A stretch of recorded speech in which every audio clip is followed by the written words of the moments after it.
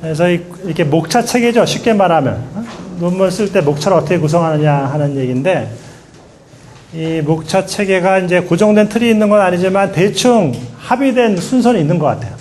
그래서 전혀 무시할 건 아니고요. 좀 참고해야 되는데, 이렇게 대충 틀이 합의가 된 이유는 효과적 의사소통과 논리적 구성을 위해서 그렇다 하는 거예요.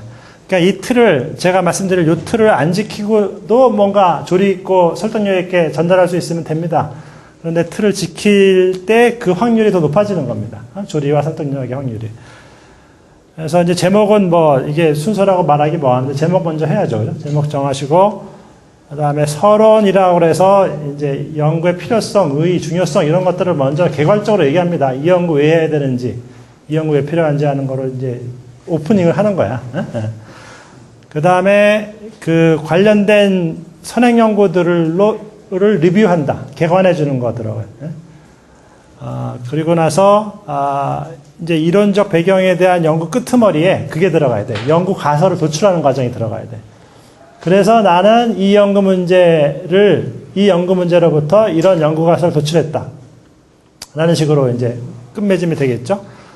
그 다음은 비교적 쉽습니다. 어떤 척도, 누구에게 실시할지, 대학생을 대상으로 뭐 실험을 할지, 아니면 뭐 초등학생을 대상으로 설문지를 돌릴지, 연구 대상, 측정 도구, 등, 연구 설계, 그런 쪽으로 이제 기술이 되고요. 그리고 네 번째는 결과. 뭐 아까 말씀드렸습니다. 이쪽에서는 이제 수량화되어 있는 데이터에 의미를 부여하는 통계 처리가 이루어지게 되고요. 이 결과가 사실은 복잡해질 수 있겠죠. 설문지를 뭐 다섯 가지 종류 쓴다 그러면은 뭐 한 설문지마다 문항이 10개씩이라고 쳐도 50개의 데이터가 나오는 거 아니에요? 그래서 복잡해 보일 수 있는데, 통계라는 것은 이 복잡하고 방대하게 보일 수 있는 그 것들을 이렇게 요령 있게 압축해 줍니다. 어떤 식으로 압축해 주냐면은 애초에 세웠던 연구가설이 맞냐 안 맞냐를 입증해 줄 수 있는 걸로 이렇게 압축시켜 줍니다. 그런 점에서 볼 때는 통계가 고마운 겁니다. 산만하고 흩어지기 쉬운데 어떤 요령 있게 질서를 부여해서 애초에 내가 갖고 시작했던 연구가설이 타당한지 검증되지 않았는지를 알려주니까. 그다음에 논의 뭐 설명드린 바 있고요. 그다음에 요약이라고 되어 있는데요. 그 연구자들이 이렇게 시간이 없다는 가정하에, 모든 논문을 다 속속들이 읽지 않는다는 가정하에 자기 논문의 중요한 사항만을 추려서 기록했다. 초록이라 초록. 이 초자가 간추린다는 초자랍니다. 록은 기록한다는 록자. 그러니까 중요한 사실을 간추려 기록했다. 그래서 초록이라고 부르고, 이게 보통 120자 이내로 되어 있어요. 그래서 제가 쓴 초록에 단어 수로 세워보지 못했어요. 그 정도의 마음의 여유는 없는데, 그래서 한 120자 이내로 간결하게 적게 되어 있고요. 참고문헌, 내가 읽었던 선행 연구들을 목록을 다 제시하고요. 그리고 마지막으로 다른 언어를 쓰는 사람이 내 논문을 읽을 수 있잖아요. 그래서 영어 이렇게 군문 초록을 영어로 바꿔서 쓰는 작업이 한 번 더 들어갑니다. 이게 여러분들이 제출할 논문의 목차가 되는 것이죠. 그리고 경우에 따라서는 이 서론과 이론적 배경을 묶어서 기술하기도 해요. 구분 없이. 특히 학위 논문이 아니라 일반 리서치 페이퍼에서는, 학술 일주에 내는 논문에서는 묶어서 그냥 제시하기도 합니다. 그런 유연성이 있습니다. 그리고 국문 초록의 경우에, 이것을 앞으로 당겨서 제시하기도 합니다. 그냥 제목 다음에 곧바로 국문 초록이 등장하기도 합니다. 그래서 여러분, 선배님들이 작성해 놓은 그 논문들 보면 제목 아래 곧장 이렇게, 요약문이 들어가 있는 걸 발견할 수 있는데, 그 경우에는 이런 원칙에 따른 구성이라고 생각할 수 있습니다. 자, 그리고 이제 제목부터 시작합시다. 장명, 이름 잘 지어야 되는데, 논문의 주요 골자를 간명하고 포괄적으로 함축할 수 있어야 된다. 제목만 보더라도 대충 감이 잡히게 해주면 좋은 제목이다. 라는 거고요. 오케이. 그리고 한 가지 주의사항은 무슨 연구라는 말 쓰지 말아라. 연구라고 알고 있다. 그래서 조금 전에 저한테 들고 왔던 연구 제안서 초판에 보면 무슨 연구 이렇게 적혀져 있는 거 볼 수 있는데, 아직, 예, 그 잔소리 아직 못 들은 거죠. 그래서 이거 보면 영어 표현인데, a study of, an analysis of 등의 표현을 안 쓰는 거로 되어 있습니다. 그러니까 연구란 말은 빼고요. 그리고 이게 지금 보시면 잘 안 보이실 거예요. 그런데 여기 보이세요? 한국판 자살 생각 척도의 타당화 연구잖아요. 예? 타당화 연구라고 되어 있어. 이 말 쓸 필요 없다. 타당화. 이렇게 하면 된다는 얘기고요.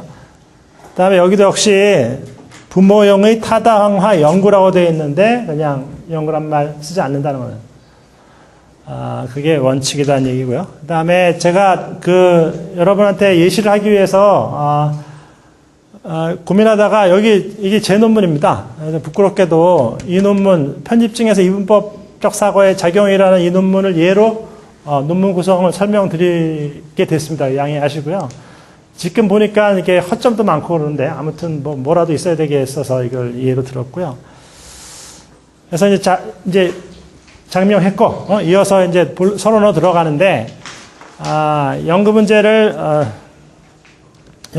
이제 소개하는데요. 지나치게 상세하거나 전문적인 개념을 도입하지 않고 탐색할 연구 문제를 계략적으로, 여기 포인트 있습니다. 계략적으로. 너무 강박적으로 꼼꼼하게 하지 말아라. 그렇게 말할 기회 온다. 그러니까 오프닝이니까, 도입부니까 개괄적으로 소개하는 기분으로 연구 문제를 이제 제시하는 겁니다. 그리고, 설득에 있어서 중요한 거, 왜 꼭 해야 되는지, 이 예산을 왜 나한테 줘야 되는지, 이런 느낌이잖아요.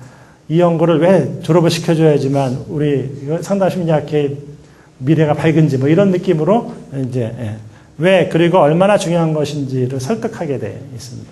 필요성을 피하라는 거예요.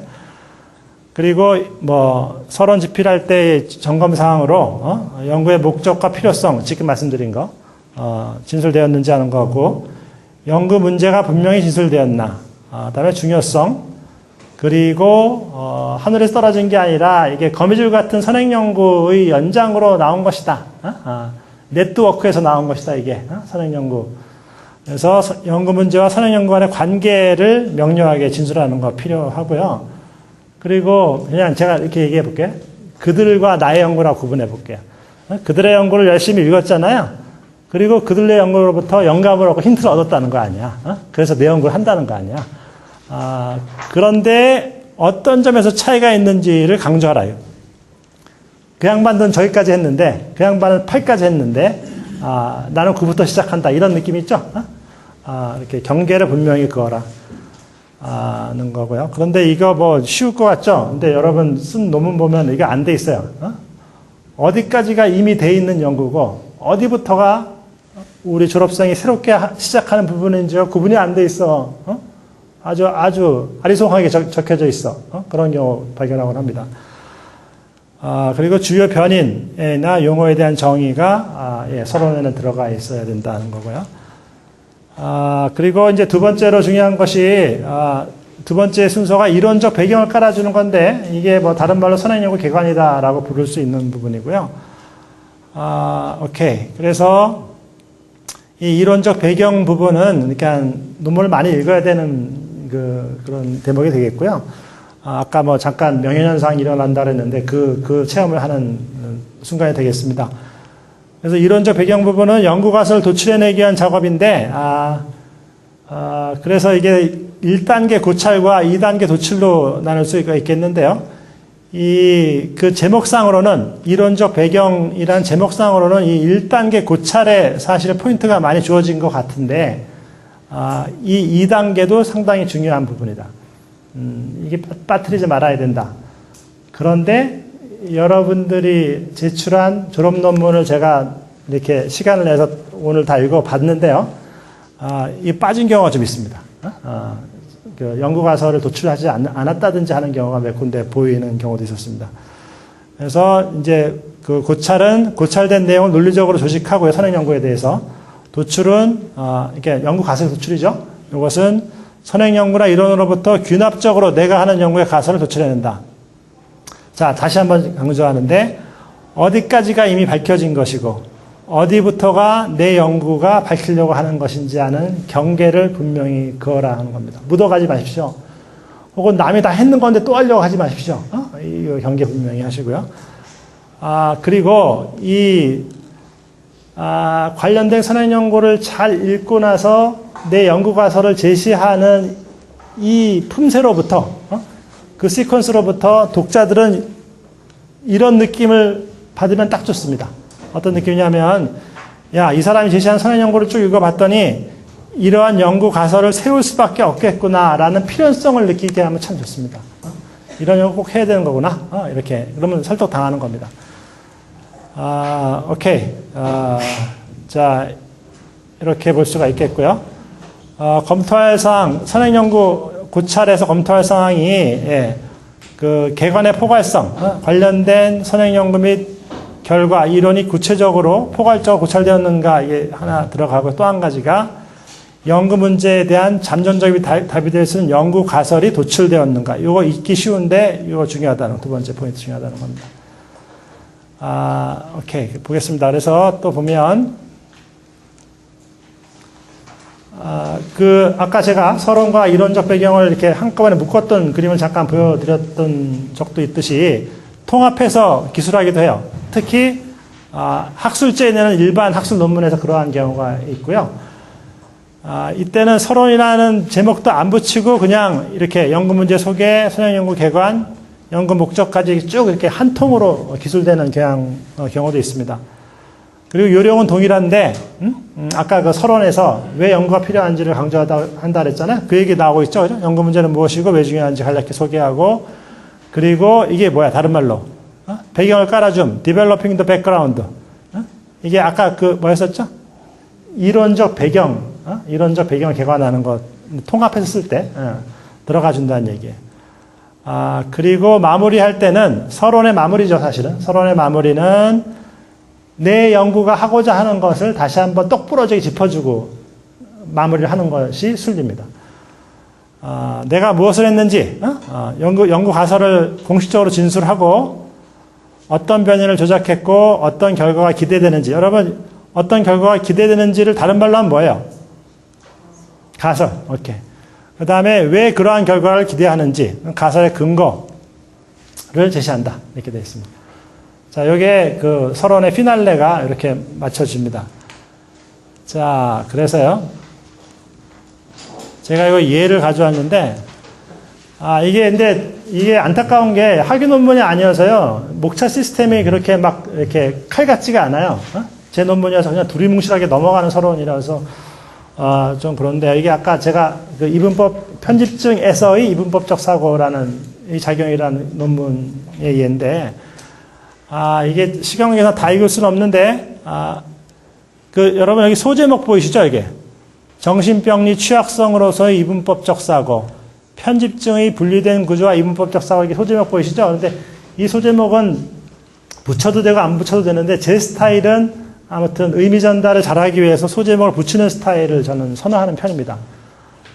훨씬 이렇게 덜 산만해지는 것 같아서 그런 스타일을 선호하는데, 이 제목 아래 들어가 있는 것들은 대부분, 여러분 이거는 사실 여기 적혀져 있는 거는 선행연구 개관이 대부분 들어가 있는 그런 구성입니다. 그리고 여기 보시면요. 제가 주요 개념을 소개하고 이론적 배경을 개관하는 걸로 이렇게 이분법적 사고는 주변의 사물이나 대상을 둘로 나누어서 판단하는 방식을 가리킨다 하고 이제 이렇게 개관하고 있습니다. 그리고 이 이분법적 사고가 이 제목에서 알 수도 있지만은 다양한 정신병리에서 취약성 요인이 된다는 그 선행 연구도 이렇게 제가 개관하고 있는 겁니다. 그리고 여기 읽어볼게요. 본 연구에서는 이분법적 사고의 병신병리적 작용을 탐색하는 또 다른 노력으로서 편집증을 다루려고 한다. 즉 이분법 사고가 편집증에서 주요한 정신병리적 취약성으로 작용할 것이라는 점을 검증하려고 한다. 여러분 이거 다른 말로 뭐라고 부르면 좋을까요? 연구의 목적? 연구의 가설? 괜찮아요. 뭐 다 비슷한 말인데 그걸 중간에 이렇게 연구의 목적 개괄적으로 밝히고 있어요. 근데 아까 우리가 배운 바에 따르면은 이 부분이 개괄적으로 밝히는 게 학위 논문 같은 경우는 앞에서 적어줘야 된다고 했잖아요. 그런 유연성이 있는 거 양해하시고요. 자, 계속 서론입니다. 서론이고, 이제 이쪽 부분으로 가면, 이제 서론의 말미야. 여러분, 서론이 끝나면 뭐가 나옵니까? 이론적 배경과 서론을 끝내고 나면 그 다음에 뭐가 나오죠? 연구? 방법이 나오죠? 네? 방법이 나올 그 찰나인데, 이 마무리는 뭐로 하라 그랬어요? 마무리는 내 연구는 무엇인가? 그러니까 남의 얘기 하지 말고 내 연구 얘기로 끝을 매라고 말씀드렸잖아요? 서론은. 그 얘기가 나오고 있는 거예요. 그래서 연구의 목적하고 제시되어 있는데, 서론의 마무리는 내 연구를 제시하는 것으로 마무리 짓는다. 본 연구에서는 이분법적 사고가 편집증에서 정신병리 취약성을 작용할 것이라는 가설을 확인하려고 한다. 하고 나서 예언 1, 예언 2, 무엇일지 모르겠는데요. 가설을 더 구체적인 형태로 제시하고 있습니다. 그래서 이렇게 연구 가설을 공식적으로 정리해서 제시하고 있는 틀을 취하고 있습니다. 자, 보시면요. 그 다음 페이지인데, 역시, 비슷하게, 이 예언이 제시되고 있어요. 그리고, 이게 서론의 마지막 패러그래프인데, 연구 가설에 대한 마무리 요약을 하고 있습니다. 그래서 예언 1, 2, 3을 종합하면 편집적인 특성들이 대인관계에서 발생하는 생활사건을 이분법적으로 우해석한 결과라는 가정이 검증될 것이다. 본 연구에서는 생활사건을 이분법적으로 해석하는 것이 편집 성향을 증가시킬 것이되 그 병리적 작용은 특히 대인관계 생활사건에 국한되어 있을 것이라는 것을 밝히고자 한다. 이렇게 마무리가 되어 있습니다. 오케이, 이거 쓸 때는 고민을 많이 해서 씁니다. 이렇게. 조직력 있게 쓰려고 애를 쓰고요. 이렇게 해서 서론이 끝났습니다. 그런데 여러분, 이 서론 부분의 순서는 유연성이 있다. 유연성이 있다는 건데, ABC 중요한 거 세 가지만 포함하면 된다라고 설명드리고 싶어요. 그래서 ABC가 뭐냐면, 하나가 연구의 목적, 개괄적인 연구의 목적이 포함되고요. 두 번째가 이론적 배경을 깔아주는 거, 선행연구 개관하는 거 B라고 볼 수 있고, C는 연구 가설을 구체적으로 기술해주는 게, 이게 여러분 포함 안 돼 있어요. 네, 추가라고 돼 있죠. 이게 이 ABC, 그러니까 기본이라 이런 뜻으로 생각하세요. ABC가 포함되어 있는 게 바람직한데, 요게 제 논문의 경우에는 순서가 A, B, C로 이렇게 나와 있지 않아요. 봐보세요. 이론적 배경에 대한 개관을 제가 먼저 했고요. 거기서 연구 목적을 끌어냈고 연구 가설로 갔어요. 그러니까 약간 틀리죠? 그리고 이건 다른 학우가 한 건데, 서론이란 제목하에 연구의 필요성, 연구의 목적, 이거 다, 그렇죠. 이게 A에 해당되는 거죠. 그죠? A에 해당되는 거고, 그 다음에 이론적 배경, 그 다음에 연구 가설, 이렇게 가는 경우도 있었어요. 그래서 A, B, C가 비교적 순서에 따라서 포함되어 있고요. 그리고 또 다른 졸업생의 경우인데, 이 경우에는 목차를 보면, 서론의 연구의 필요성과 목적이 먼저 나와 있고, 그 다음에 연구 가설이 먼저 등장했어요. 그리고 서론 끄트머리에 이론적 배경 및 선행연구 개관이 들어갔는데, 요거는 조금 무리가 있어요. 왜 그럴까? 왜 그러냐면, 연구 가설, 연구 문제는 선행연구를 개관한 것을 바탕으로 제시되기 때문이에요.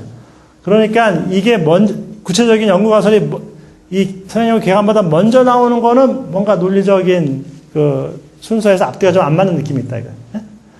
그래서 요거는 구성에 다소 무리가 있고요.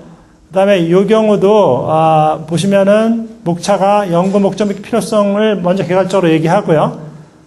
선행연구 개관이 두 번째로 들어가고, 재미있는 것은, 이게 서론이잖아, 이게. 이 두 가지 서론이고, 방법론으로 넘어갔어. 연구 방법으로 넘어가서, 분석 대상 연구 변형까지 얘기해 놓고, 여기다가 연구의 가설을 집어넣고 있어요. 저한테 익숙치 않아요. 이런 구성이. 근데 아무튼 ABC의 순서는 지키고 있어요. 그래서 조금 더 바람직하게는 어디로 갔으면 좋겠어, 이게, C가. 요 사이로 갔으면 좋겠다, 이거죠. 이론적 배경 뒤로 가면은, 이게 3단 논법은 아니지만, 착착착, 이렇게 논리적인 순서가 맞는 거라 볼 수 있겠어요. 자, 그리고 요거는, 목차 제가 스캔 받은 건데, 괜찮아요. 서론이란 큰 제목의 연구의 필요성이 목적 나왔죠. A. 그 다음에 이론적 배경 B 나왔죠. 문제적 의미 가설 나오잖아. C. 이렇게. 이게 제가 보기에는 순리에 맞는 흐름인 것 같아요. 개괄적으로 뭘 하겠다. 이게 왜 중요하다. 그리고 자세히 들여다봤다. 그랬더니 그들이 이렇게 해왔더라. 그래서 나는 새롭게 이 연구가설을 검증하려고 한다. 이렇게 C, A, B, C 이렇게 되어 있는 거예요. 그리고 또 봐보세요. 또 다른 우리 동료의 우리 학우의 경우인데 서론 괜찮죠? 필요성과 목적 괜찮아. A. 그다음에 B 열심히 했어. B 열심히. 이렇게 소제목별로 나눠서 다 변인들을 다 포괄했어요. 그 다음에 이제 C 궁금해. C. C 어디 갔어?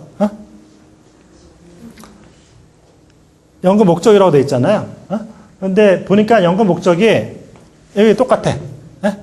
여기 나왔던 게 한 번 더 나왔어. 별로 정교화되지 않았어. 그러니까 여기서 놓쳐진 거야. 여기서 연구 가설을 또 구체적으로 설정해야 되는데 그 작업을 잊어먹고 있는 경우가 되겠어요.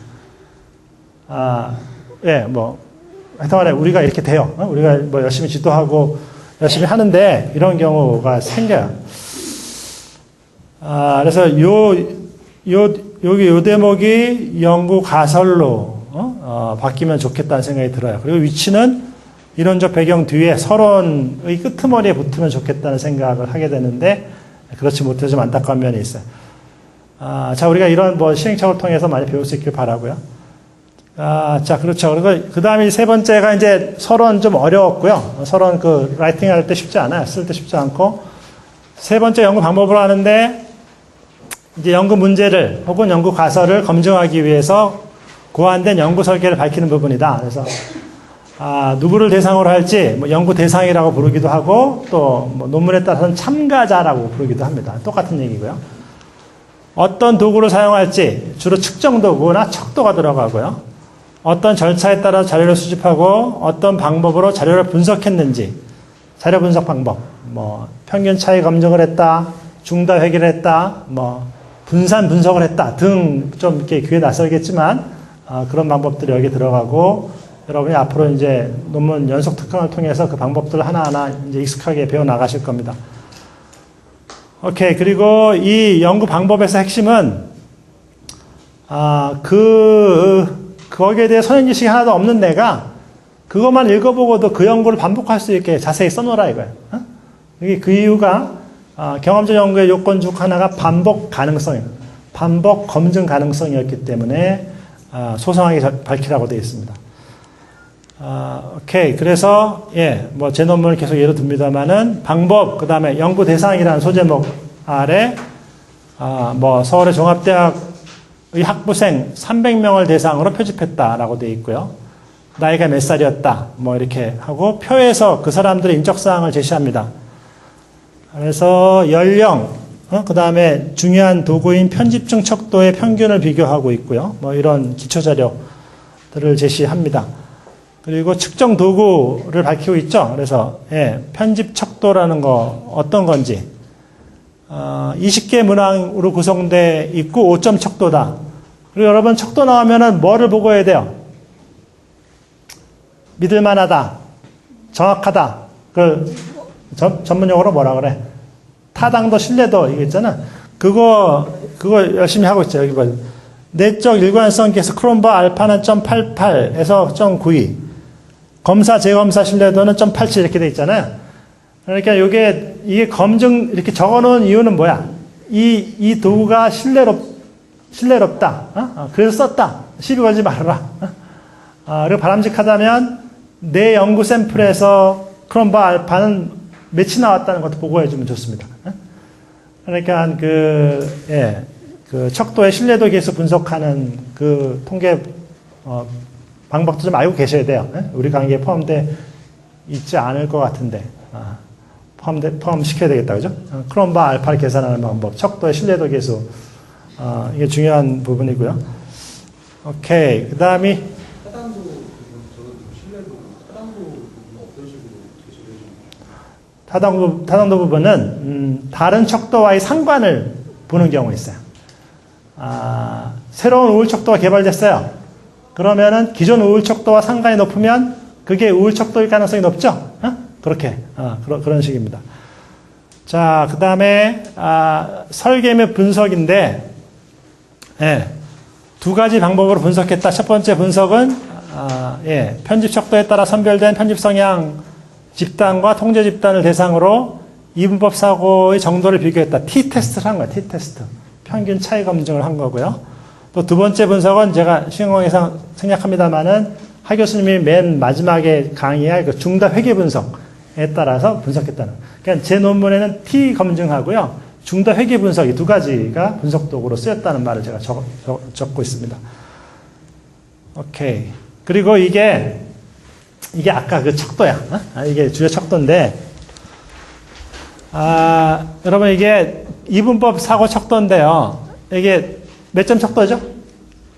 1, 2, 3, 4, 5점 척도죠. 5점 척도. 이렇게 여기 2번, 여기 2번, 1번 체크했잖아. 이거를 다 이제 SPSS가 얼굴이 3개인데, SPS 딱 여러분 얼굴이 3개인데, 하나가 데이터 파일이고, 두 번째가 통계 명령어 파일이고, 세 번째가 명령어를 처리한 결과 파일이고, 얼굴이 3가지예요. 그래서 저 자료 파일에 이걸 다, 1번에 2, 2번에 2, 3번에 1 이렇게 다 넣으셔야 돼. 그거 아주 지루해요. 지루하고 에러 나기 쉬운 과정을 잘 거치시길 바라고요.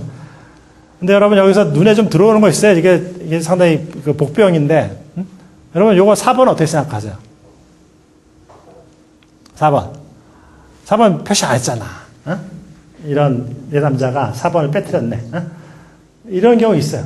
이게 하나도 빼놓지 말고 하라 그랬는데 이렇게 다른 그렇죠? 19개 문항을 하나 빠뜨릴 때도 있단 말이에요. 그래서 이걸 결측치라고 부르는 결측치. 이 결측치 처리하는 것도 중요한 부분 중에 포함됩니다. 그리고 이 척도가 나오면 여러분 뭐 해야 되냐면은, 일단 총점을 내야 돼. 그렇죠?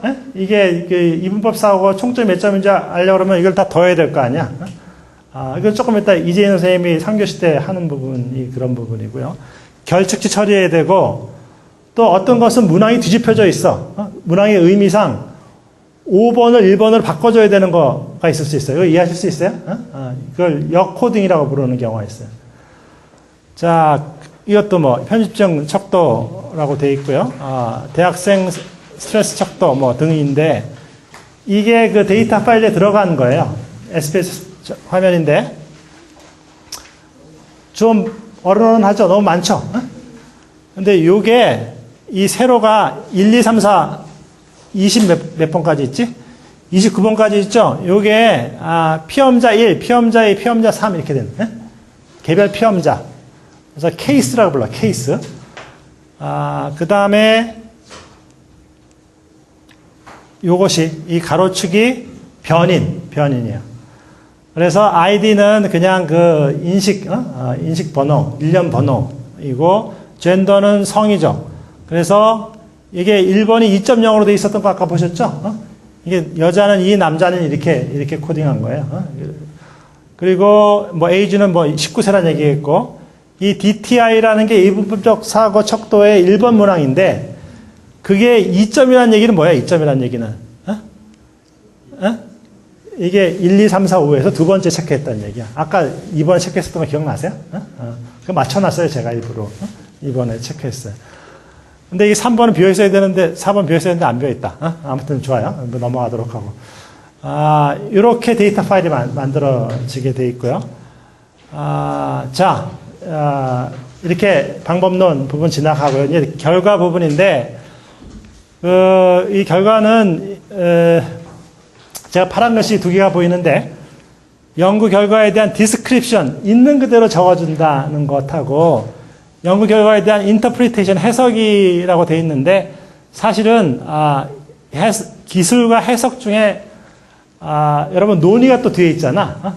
논의가 뒤에 있으니까 어느 부분에 더 포인트가 있을지 한번 생각해 보세요. 맞춰보세요.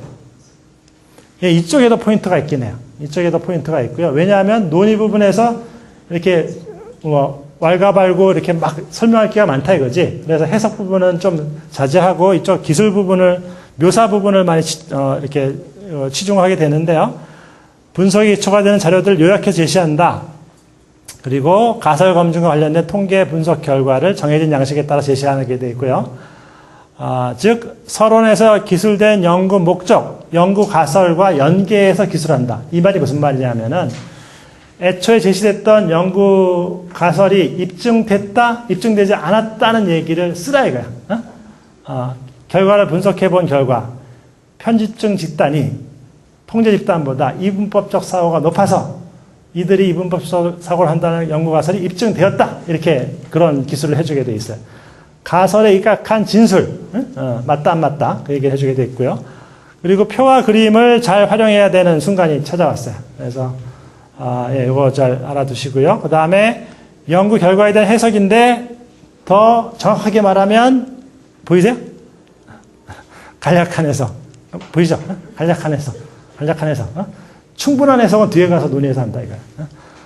제시된 자료에 대한 설명, 강조, 주의 환기를 하고 연구 목적에 비추어서 설명해주고 그런 건 필요합니다. 그리고 이 결과 집필시 점검 사항은 논의 사항과 일치하기 때문에 제가 생략하고 논의해서 이제 설명드리도록 하겠습니다.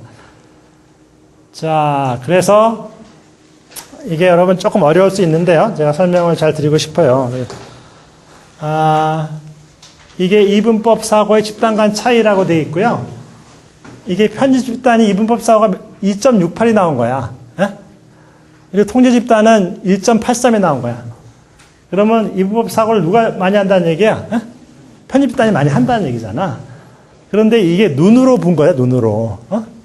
눈으로 많다는 얘기지, 실험 딱 한 번 한 건데, 그걸 결과를 믿을 수 있냐 이거지.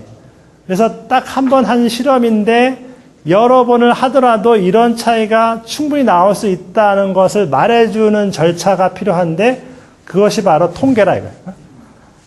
통계는 한 번 하고도 이 차이가 다른 실험에서 또 의미 있게 나올지를 확신을 가지고 얘기해 줄 수 있다. 그게 통계의 매력인데요. 보시면 읽어볼게요. 이게 이 편집이 잘못됐어. 편집 성향 집단이 이분법 사고 지표의 점수가 통제 집단에 비해서 유의미하게 높았다. T 9.28, P는 0.001보다 작다고 되어 있어요. 이게 무슨 말인지 어려울 텐데 이게 김현주 교수님 대목이라서 내가 힘을 안 쓰려고 그래. 그때 가서 그 양반 뭐 당하라고 그러려고. 이게 좀 내가 다 할 필요 없잖아. 그 생각 안 하세요? 이게 다 녹화되고 있기 때문에 그냥 또 빨리 하겠습니다. 그래서 이게 무슨 말이냐면은 근데 이 마우스 이게 제 뜻을 거부하네. 안 넘어가네. 그래서 여기 보시면 편집 집단이 높았잖아. 2점 몇이었잖아. 정상순위 집단 이분법사가 높았었잖아요. 근데 이 결과를 내기 위해서는 어떤 작업을 했을까를 한번 생각해 보세요. 먼저 두 집단에서 이분법사하고 척도의 평균값을 비교했겠죠. 평균값을 내려고 그러면은 이 편집성향 집단 69명에서 DTR 30의 점수를 합산하고 그러니까 30문항이니까 30문항 합산하는 작업에 들어갔어야 돼. 아무도 안 해줘. 여러분이 하셔야 돼요. 하셔야 되고요. 그 다음에 일반적으로 5점 쪽이 이분법 사고가 높은데 만약 어떤 문항은 1점 쪽이 이분법 사고가 높음을 반영할 수도 있다 이거예요. 근데 그렇지는 않은 실제로는. 그렇다면은 역채점 문항으로 처리해 줘야 되고요. 여러분이 하셔야 되고요. 그리고 어떤 피검자가 30문항 중 하나 빼뜨릴 수 있죠? 그러면 결측치가 나오니까 이것도 여러분이 처리해 줘야 되는 상황이 벌어지는 겁니다. 마찬가지로 정상 통제 집단에 대해서도 같은 기초 작업을 했을 것이다 하는 것이고요. 그리고 우리가 한 것은 우리가 만난 60명의 편집증, 60명의 정상 통제 집단은 정말 뭐야? 빙산의 일각이죠. 세상에 있는 수많은 편집증 환자의 그냥 한 조각일 뿐인데 거기서 나온 결과로 일반화가 가능하겠느냐라는 의문이 생기죠. 그래서 이 샘플이란 말 써요. 샘플. 샘플 집단에서 2.68 대 1.84의 차이가 의미 있는 차이인지 결정해야 되는데, 이때 t-테스트라는 통계 검증 방법을 사용한다. 그래서 여러분 이거 다시 복습인데 이거 아무리 강조가 지나치지 않아요. 이 연구 가설을 검증할 때는 일부러 비관적으로 차이가 없다는 것을 설정한다. 그러니까 이게 유식한 말로 규모 가설, 영 가설인데 널 하이포시스인데 이게 쉬운 말로 꽝이다. 꽝. 꽝이다. 꽝을 가정하는 게 출발이에요. 그럼 여러분 꽝이 아니라는 거를 이제 밝히는 게 가설 검증의 기본 절차가 되겠어요. 그래서 비관적 가설이 맞을 확률이 충분히 낮음을 보여준다. 이거. 네? 충분히 낮음을 보여주면서 역으로 두 샘플 집단, 우리의 편집층 집단, 우리의 정상 통자 집단의 차이가 의미 있다는 것을 입증하는 영 논리를 쓴다 이겁니다. 그래서 요거 몇 주 후에 배우십니다. 이렇게 명령어로 적어주게 돼 있어요. 명령어 파일에 이게 뭐 어렵지 않아요. 제가 시간이 없어서 설명 못 하는데 이게 쉬워요. 그래서 보시면 이게 아까 제가 본문에 적어놓은 거거든요. t 가로 134가 9.28 이게 p가 0.001보다 작다고 돼 있죠. 그러면 이 p는 probability인데 확률인데 이런 얘기예요. 샘플 집단의 평균 차이로 t라는 이론적 분포상의 수치를 계산해 봤더니 차이가 없다는 가설. 이게 다른 말로 뭐야? 차이가 없다는 거 다른 말로 뭐? 규모가설, 영가설. 이 가설이 맞을 확률이 높다는 것일까 낮다는 것일까? 이게 이거보다 작다 이거야.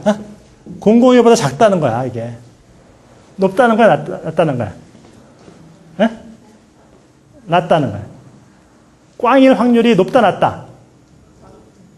꽝일 확률이 이거 3이 많아 4가 많아 이거 물어보면 3이 많다 그럴 거죠. 이게 지금 이게 근본적인 회의에 시달리고 있어요 지금. 낮다는 얘기야. 꽝일 가설이 규모 가설이 맞을 확률이 낮다니까. 오케이? 연구를 여러 번 해봐도 그렇다는 거라니까. 그러니까 우리는 어떻게 얘기할 수 있어요? 편집 집단이 이분법적 사고가 높은 것이 그렇지. 유식하네. 맞아. 그런 말을 써야 돼. significant하다.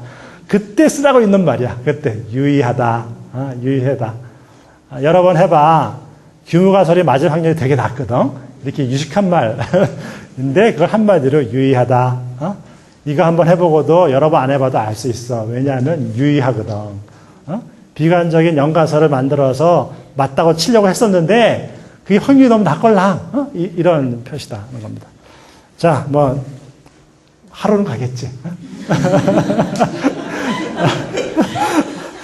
내일도 헷갈려. 규모 가설이 뭐더라 뭐 이런. 오케이.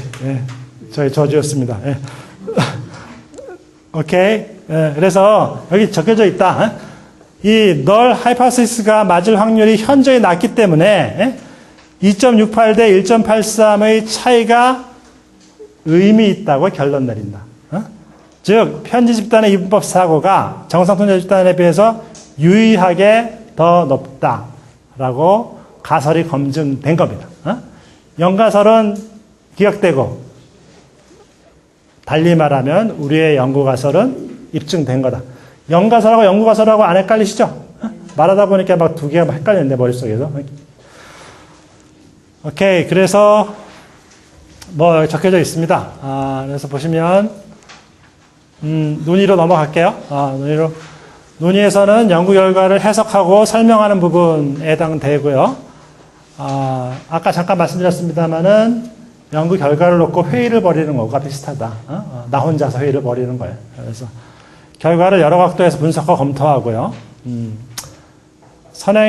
연구 결과를 서론, 선행연구, 가설과 관련지어서 이렇게 짜맞춰보고 비교해보고 하는 의미를 풍부하게 하는 작업이 일어납니다. 그리고 가장 큰 포인트가 선행연구와 일치하는지, 나의 연구가설은 마침내 입증되었는지, 연구 목적은 달성되었는지를 명료하게 하는 게 가장 큰 포인트다라고 볼 수 있겠습니다. 그리고 이때 명예훼손상을 겪으면서 많은 논문을 읽었던 것이 비로소 힘을 발휘하게 됩니다. 왜냐? 왜 어떻게 이런 발견이 얻어졌는지 설명할 수 있는 지식과 논리적 틀이 이제 이렇게 씨름을 하면서 머릿속에 들어가 있기 때문에 논의를 쓰는 순간에 풍부하게 이렇게 설명할 수 있게 되고요. 포함되어야 될 사항이 이제 주요 결과에 대한 요약을 먼저 해주고요. 결과 쓰긴 썼지만 한 패러그래프 정도로, 한 문단 정도로 간단하게 결과 요약을 하는 거로 시작됩니다. 그리고 주요 발견에 대한 설명, 해석, 그리고 시사점, 특히 우리 임상 상담 연구는 상담 현장에서 어떻게 활용될 수 있는지에 대한 활용 방안을 적어주는 거 필요하고요. 그리고 리미테이션, 제한점을 적어주고 마지막으로 다른 사람은 어떤 연구해라 라는 우정어린 충고를 이제 남기는 것으로 끝납니다. 그리고 이게 여기 두 대목이 상당히 중요한데 어찌 보면은 자기 연구에 대한 방어야. 나 이런 단점이 있으니까 더 이상 까지 마. 뭐 이런 의미도 있는데 조금 더 건설적으로 생각하면은 다른 사람이 갈 길을 이렇게 안내해주는 친절한 작업이라고 볼 수도 있겠습니다. 오케이. 피해야 될 것은 연구 결과를 확대해서 해석하는 것이고, 오버하지 말라고 되어 있고요. 예컨대 여러분 상관 연구를 하시는 경우 있어요. 가령 두 변인의 상관계수 R만 내놓고 졸업하시는 경우 있는데, 그 상관계수 하신 다음에 그거를 그냥 겸하게 받아들이면 되는데, 그 의미를 지나치게 부여해. 인과관계로 막 기술하고 하는데, 그런 거는 좀 조심할 필요 있겠고요. 정직하게, 자신이 밝힌 부분을 정직하게 이렇게, 설명하는 게 필요하겠습니다. 오케이. 자, 그리고, 이거 제 논문을 예로 제시해 놨는데요. 이 첫 번째 패러그래프는 주요 결과를 이렇게 요약하는 것으로 시작되어 있습니다. 그래서 주요 발견을 요약하고 연구 가설과 관련되어 검토한다. 이 말이 보시면, 여기 봐보세요. 예언 1이 입증되었다고 볼 수 있다. 이렇게 적혀져 있잖아요. 그래서 그 연구 가설이 입증되었다는 것과 관련지어서 얘기하는 거 알 수 있고요. 비슷합니다. 이쪽 부분도 결과에 대한 해석을 제시하고, 연구 가설에 비춰서 논의한다. 그리고 이론적 시사점을 제시하는 부분으로 구성되어 있고요. 설명과 해석, 그 다음에 제목에서 알 수 있듯이 실효적 함의도 포함되어 있습니다. 오케이. 시사점을 제시하고 있죠. 그리고 끝으로 연구의 한계와 향후 연구의 방향이라고 또 이렇게 따로 제시하고 있습니다. 그래서 형식을 갖추려고 애를 쓴 논문이라고 평가할 수도 있겠고요. 그리고 끝으로 요약과 초록이 들어가는데 오케이. 그래서 이게 abstract, 초록이라고 쓰고요. 필요한 부분만을 뽑아서 적었다는 뜻이고요. 120단어 정도 넘지 말아야 된다고 하고 있고, 논문에 있어서 가장 중요한 한 문단이라고 되어 있습니다. 초록은 한 문단으로 적게 되어 있습니다. 그리고 이게 슬픈 얘기인데, 논문 중 읽히는 유일한 부분일 수도 있다. 내 논문 중 읽히는 유일한 부분. 그리고 나서 더 읽어봐야 되겠다고 생각하는 거지. 그러니까 이게 연구자들이 게으르다는 게 아니라 열심히 공부한다는 거야. 열심히 공부해서 읽을 논문과 읽지 않은 논문을 선별한다는 거지. 그래서 요것만 읽히고 잘리는 경우가 있다. 오케이. 그리고, 포함될 내용으로는 연구 문제를 한 문제 정도로 기술하고 피험자의 수, 연령, 성별을 명세하라고 되어 있고요.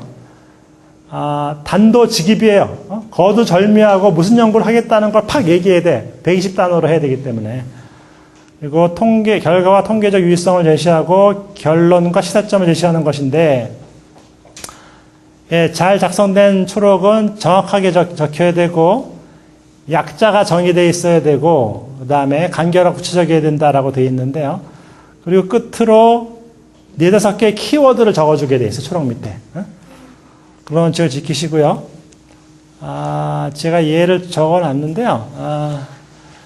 여기에 논문 이게 초록인데, 시작하자마자 본 연구는, 편집증에서 중요한 정신병리 취약성 저형을 밝히고자 했다라고 연구 목적, 제일 중요한 연구 목적을 그냥 첫 문장으로 밝히고 있고요.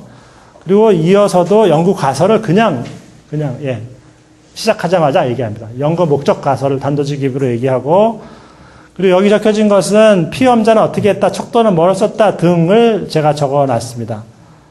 연구 대상. 그리고 파란 쪽은, 파란 선은 논의 부분을 또 요약해서 제시해서, 그 다음에 맨 마지막에 보이시죠? 주요어를 제시해서 키워드를 정리하고 있어요. 이게 초록의 틀이고요.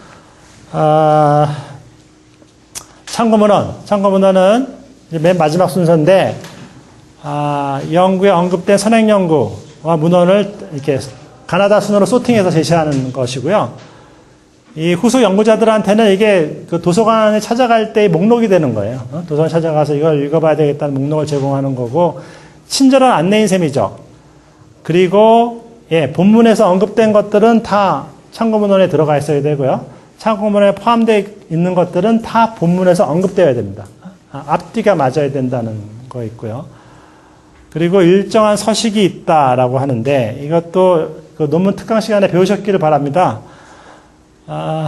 그래서 몇 가지만 얘기해 드릴게요. 여기 보시면, 여러분 순서가 보이시죠? 가나다 순인 거 아시죠? 김정옥부터 시작하잖아. 김정 이렇게 돼 있잖아.